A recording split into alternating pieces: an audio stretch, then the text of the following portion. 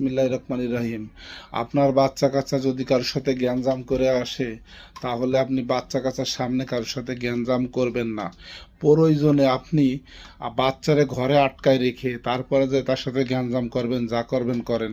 আপনি যদি আপনার বাচ্চার সামনে ওর সাথে গ্যাঞ্জাম করেন, তাহলে কিন্তু আপনার বাচ্চা খারাপ হয়ে যাবে। প্লিজ এই কাজটা কেউ করবেন না।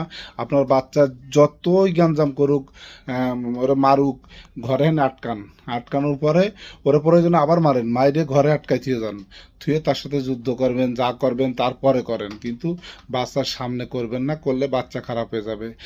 দ্বিতীয়ত কথা আসলে মোবাইলে ফ্রি ফায়ার কারোর বাচ্চার দিয়ে খেলায়েন নাই। ফ্রি ফায়ার খেলে, কালকে একটা ভিডিও দেবো দেখেন, ফ্রি ফায়ার খেলে হাত বেঁকায়